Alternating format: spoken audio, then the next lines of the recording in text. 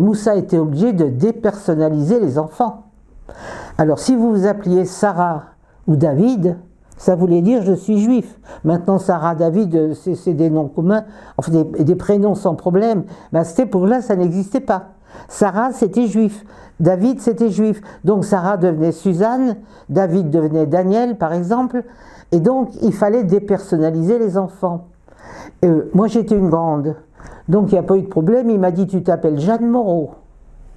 Joli, hein? Tu es né à Marrakech. C'était acquis, il n'y avait plus de problème. Pour mon petit frère, comment un petit enfant de 7 ans et demi, qui s'appelait Suita, vous lui dites, il l'a appelé Fromentin. Bon, il s'appelait Jean, il n'y a pas de problème. Fromentin. Bon, ben, il a trouvé ça un petit peu drôle pendant quelques jours. Mais quand vous rentrez dans une école religieuse, bon, vous faites le signe de croix, la génuflexion quand on passe devant le Christ. Et puis un jour, il dit au prêtre, je veux plus. Et le prêtre lui dit, tu veux plus quoi? Je veux plus faire le truc. Quel truc? Il veut plus faire le signe de croix, il veut plus faire la génuflexion. Ce petit bonhomme de 7 ans et demi, je veux plus. Donc le prêtre téléphone à Moussa Abadi en lui disant, on va avoir des petits problèmes avec le petit Jean, il est en train de se rebiffer. Et Moussa me voyait, me raconte. Et alors je lui dis, est-ce que vous ne pourriez pas, monsieur, puisque vous m'avez dit que j'irais à Grasse, vous ne pouvez pas le mettre dans une famille pas loin pour que je puisse aller le voir le jeudi et le dimanche, il sera moins seul. Oh, il me dit, oui, tu as raison. Alors je dis, pendant que vous y êtes, donnez-lui le même nom que moi, si c'est mon frère. Il me dit, d'accord. Donc, mon petit frère, en 15 jours, est passé de Suita à Fromentin et de Fromentin à Moreau.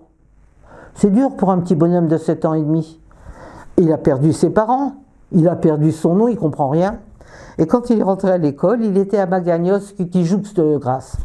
Quand il est rentré à l'école, le maître lui a dit, comment tu t'appelles? Il lui a dit, Suita, Fromentin, Moreau, choisissez.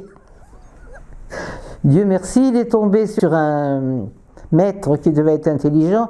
Ils se sont dit, le dernier doit être le bon, et il était Jean Moreau.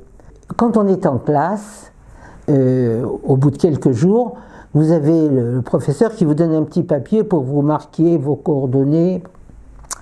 Bon, Jeanne Moreau, pas de problème. Marrakech, j'ai un problème.